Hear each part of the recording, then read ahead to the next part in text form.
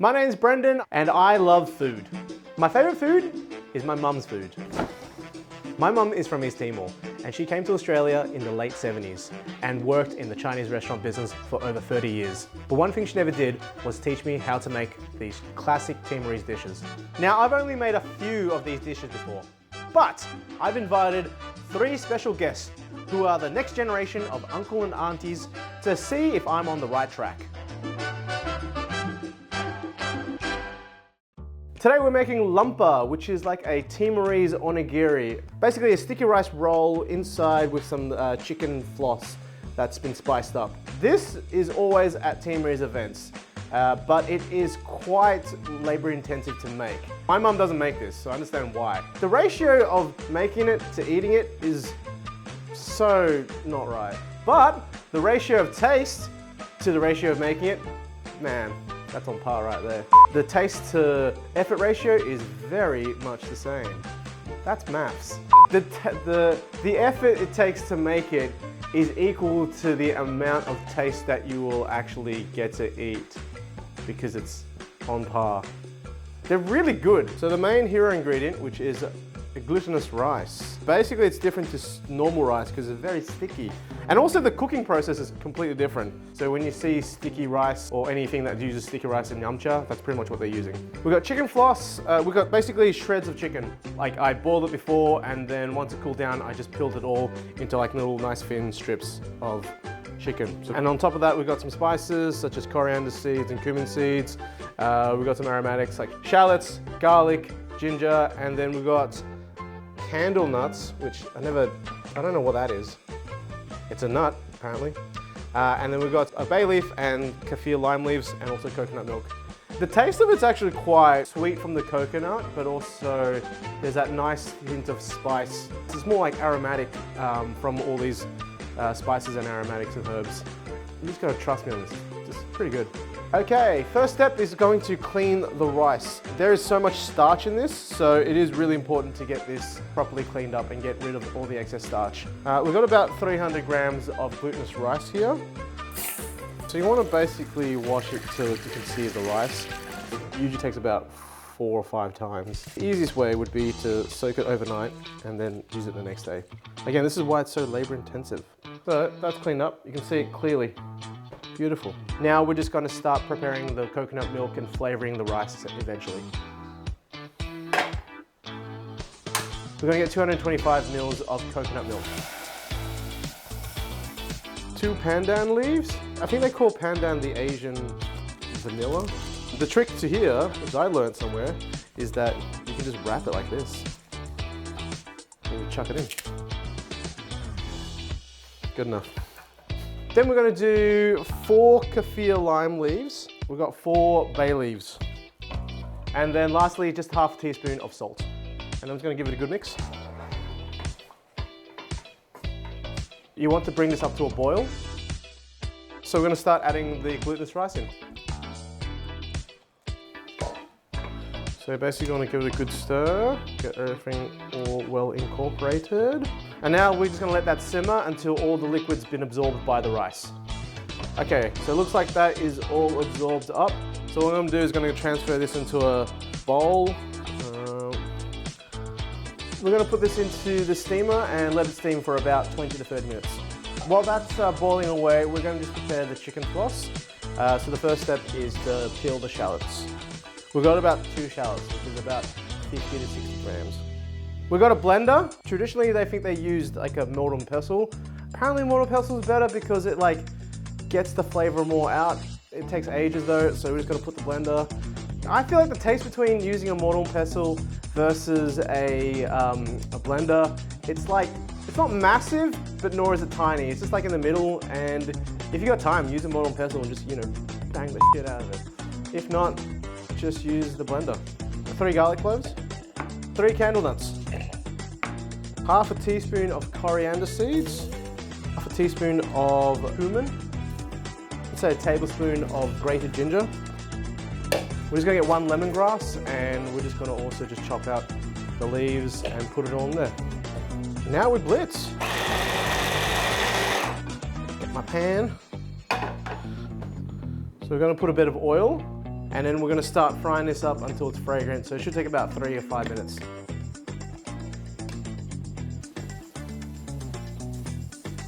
We're gonna go have 125 milliliters of coconut milk, 2 kaffir lime leaves, 2 bay leaves, 2.5 tablespoons of sugar.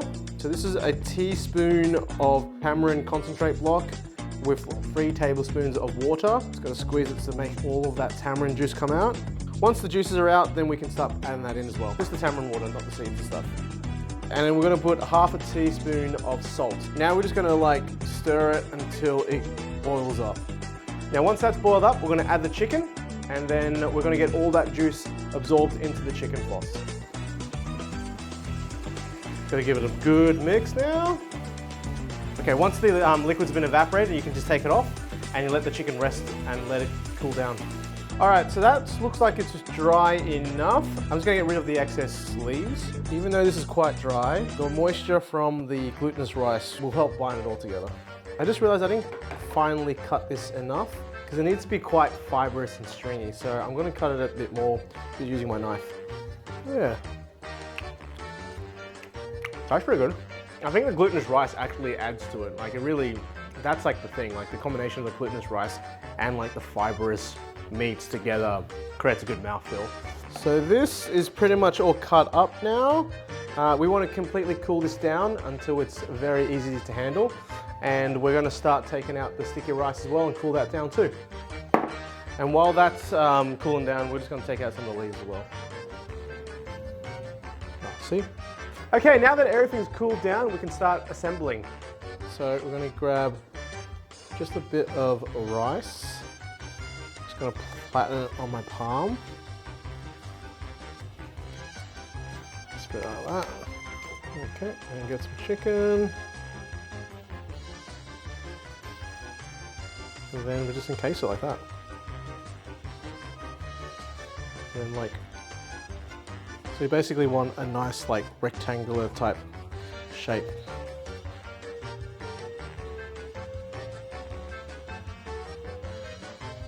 Hell yeah.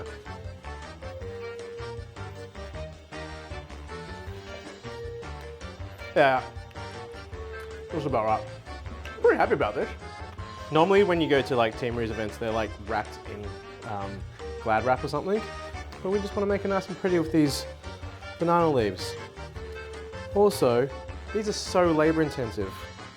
Shout out to the aunties who actually sit down and make them for all the events. Let's see what the judges think. This is Lemper. What are your memories of Lemper? Well, my mum loves making this, so yeah, it's something that we have quite a bit. We call it lambang. Lambang. So not lumpa. My mum is renowned of making this in Sydney, and she used to sell it. Right. But now as she's gotten older, she just goes, no. But she still makes it for family events. Right. At Every party we go to, we always ask Yarlang's mum whether there's lumber. Okay, right. and if she made it or someone else made it. Right. Yes, Okay. if she made it, everyone will go for it. If someone else made it, then we'd be a little bit tentative. I guess you're tentative today because I made this. This is a very high effort dish. Yes. Oh my God, it took me ages to figure this out. Like there's so many steps it involves. And then the glutinous rice I've never worked with before. That was a whole process itself. It was a big stressor. So I'm kind of nervous about today. Please put me out of my misery. Cheers. Cheers everybody. Cheers everybody. This is what I remember every time of the events is the wrapping. It's like the plastic, it's like the little plastic you have to get rid of and then you start eating. Your thoughts? Honestly, it doesn't really feel Timorese. Okay. I can't quite pinpoint what exactly it is. Okay. That makes it a little bit different from what I'm actually used to. Just the flavour. Just the flavour's completely off. Yeah, Right. completely different to what I'm used to. Yeah. Yeah, I sort of have to agree. Yeah, it was about right. This has too much lemongrass. Did you chop lemongrass? Yeah. So the trick with this is that you have whole pieces of lemongrass and you fry it with the meat. So did you fry the chicken? Yeah, yes, I did, yes. With the chicken, you need to pound it more, so it's like long fibres. Yeah. But this is still a bit too chunky. Okay. But So do you just pound it with like a mortar and pestle? yeah, Right, yeah. okay. But the flavor profile is a bit off. You need to fry it for longer, so it's a drier filling. Okay. Yeah, I was worried it was going to get brown. it's supposed to get brown. Supposed to, okay. Yeah. I can't taste the coconut in the rice Okay. as much. Right, okay. Or maybe the lemongrass is too overpowering. Right, okay, gotcha. Yeah. But good effort. Good, thank you. Yeah. For me, I can taste the coconut in the rice. Right. So that's actually not bad. Did you put ginger? Yeah, we don't put ginger. So there's no ginger. No ginger? No. Okay. Because I think this recipe was adapted from more of like a Malaysian, Indonesian one. So, Timorese version is just cumin, cumin, yep. fish sauce, Okay, I didn't soy have that. sauce, and that's really it. Yeah. And Really? so the onion like very fine, and you fry that very fine, so you can't even taste that. Yeah. But because I can taste chunks of lemongrass, Yeah. it just overpowers the Fair whole enough. thing. But for effort-wise, like, yeah, we understand how difficult this is to make, Yeah. so that's very impressive. Size-wise, are they about the right size, or do you think, okay. Yeah. You have variations, Yes, exactly. so I think that's a good size. Yeah, right, okay. This one might be a bit fat, or you might make it a bit longer. Yeah, okay. No, because it's like a bite-sized Yeah. piece, so you bite once and twice. Yeah, okay. Yeah. Yeah, fair enough then. Please, your ratings. 3 3? Fair for enough. effort. Fair enough. Yeah. So for the effort, I would give you 7, because it is a lot of effort, and I've tried making this before, and I can't make it like my mum's either. But in terms of the flavour profile, I have to give it like a 3. Look, the flavor's not that bad. Like, it is edible. So in terms of like eatability, I think a 6. How close it is to Timorese, it'd be 4. Okay, fair enough, fair enough. I completely agree with that as well. Yeah, again, this is what happens when you don't record the recipes properly. A fool spends half a morning trying to figure out this recipe because no one told him what to do. So if there's any aunties and uncles who want to show me how this is done, I am, again, open ears. I'm here. Just message me, please.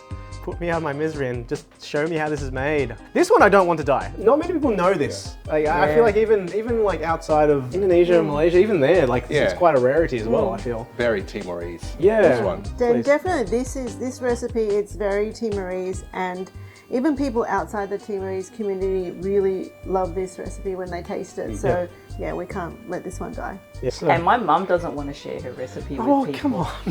I know. Come on, auntie, what are you doing? Maybe this series will inspire her to like say, hey, I need to show this man how to do this. So instead of being wrapped up, let's open it up. Yeah. Exactly.